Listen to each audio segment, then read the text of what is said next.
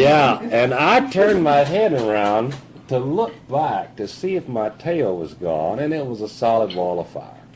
I couldn't even, it was just solid roaring fire back Why there. hadn't your airplane exploded? To 5 million Well, pieces. hell, the damn thing exploded. I don't have a tail left.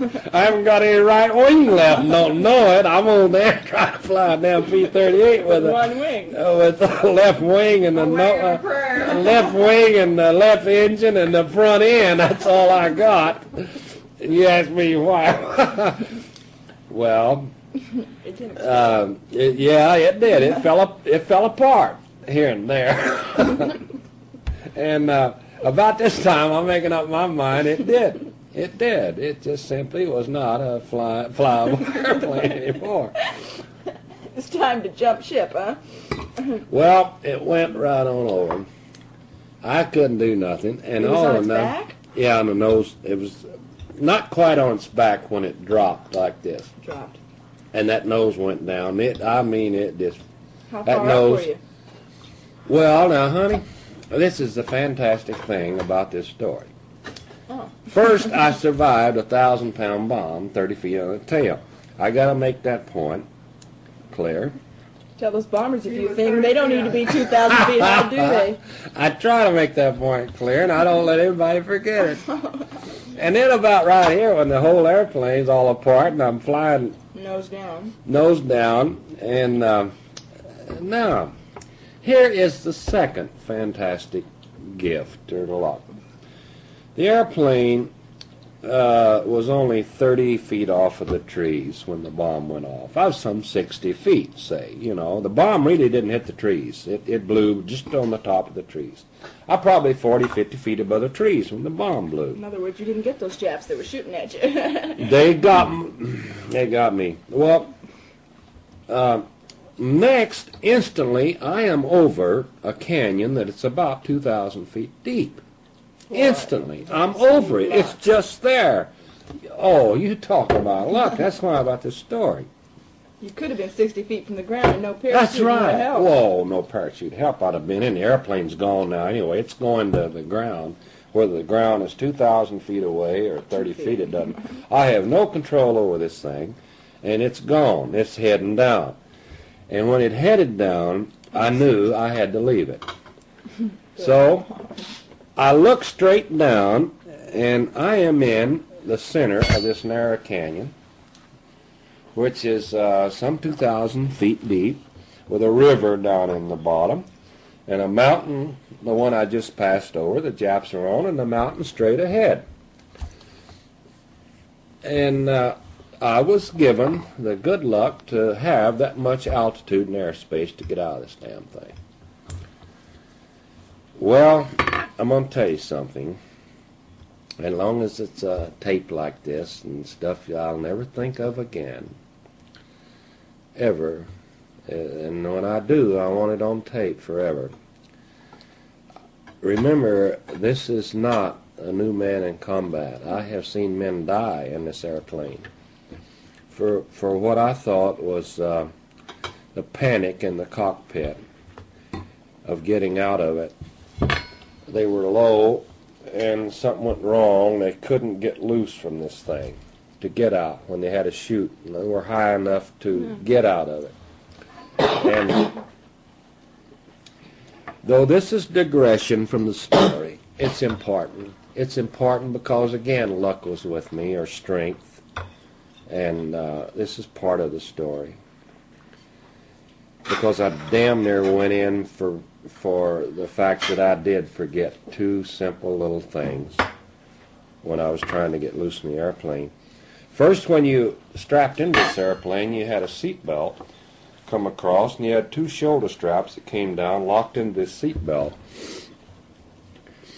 And then you had a microphone that went around your throat, a throat mic. It was just a strap thing. It was the canvas strap of the throat mic that was right on your throat. And it had an electrical cord that ran down here and hooked into the airplane. And you had this leather helmet with a set of earphones, and it had its own separate cord that ran down here, hooked into a box. You had to attach all that, you know, the two cords. Now, the P38 had windows like an automobile. You had to roll the window down on the left and on the right.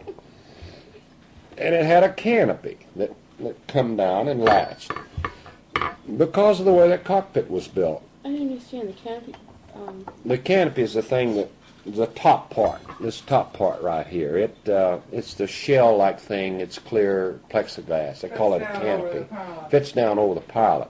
But after you close the canopy down, like the top on a car, like a convertible, say, that's the canopy. You roll these windows up on each side.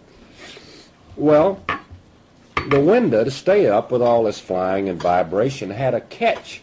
In other words, you didn't just crank the window down. You had to release a catch first before the crank would work. Either No window. ejection sheet. No ejection. Oh, no ejection. That's why many guys died in the thing. See, no, that's That all was before today. the days of the- Oh, Lord, yeah. Well, now, this was quite an operation to get out of this thing. If you didn't roll that window down on either side, and you just dumped the canopy, threw it off, you hit your latch, and the canopy would fly off, true. But now the windows are up, and they're this high. You got to stand up high and go out over the top, the back, and now you hit this damn tail. That'll kill you. You see the model, see the tail all the way across?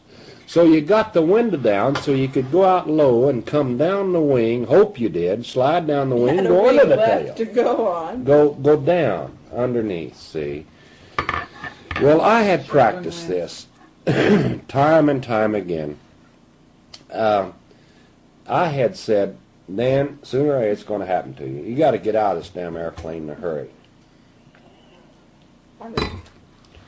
So I'd come back from a normal mission, pitch out, roar down, touch the runway, and I'd say, go, to myself, go. And boy, I'd hit that latch, roll that left window down, I'd reach up and touch the canopy release. I wouldn't release it, of course, I'm practicing. Touch it, I'd reach down, open my seat belt, throw my shoulder, and reach over and get my earphone and microphone cards, you know, and Yank them out. yank them out. That was it, those steps. You practice those every time you Yeah, from a mission. I'd come home from a mission, and see, now I'm rolling on the runway and taxiing in. And should have had you help write See? the flight safety manual. so I did this. I did this time and again. I said, if it ever happens to me, I'm going to get out of this damn airplane. I'm not going to die in it. And all of a sudden, I'd say, go. Bam, I'd remember, hit the latch first. You can't roll the window down without hitting the latch. Stupid little old thing, wasn't that long, 2 inches long. But you had to kick it first, and then your crank would work. Now, if you're panic-stricken, you don't think of that. You crank the window. You need the window down.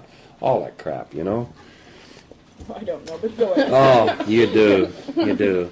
And I practice it. understand. I practice it. And now it's time to use it. So, What did you do, Daddy? Did you what come I through? did, well, yeah, I screwed up. That's what I did. I'm panic-stricken. I did like everybody else when it really happened. Let me out of this I was thing. scared to death. Panic-stricken. I hit the latch. Number one step I remember. Number two, crank the left window down. Went great. Number three, release that canopy. Off she blew. See? Seat belts, shoulder straps. Great, going great, Dad. You're going to make it. And out I went. I forgot the goddamn throat mic and the earphones. See? And, oh, God. And they got wound up down there in the cockpit. And I get halfway out of the cockpit, and I'm plastered back against the side of it. And Pardon me for laughing. And now I'm in the fire. Pardon me for laughing. Pardon me for screwing up. Your daddy down there died. He screwed up. I'm out in the fire now, of course. Once you dump the windows and the canopy, you're in it. And I knew it. I had to get out of there fast. This is how I got burned, see. Yeah, your leg. Leg and face and ears and eyebrows and part of my hair gone. Tell me. Oh, God, no. I lost hair because I was supposed to lose hair. No, Oh, it grew back. Eyebrows grew back. I sure did.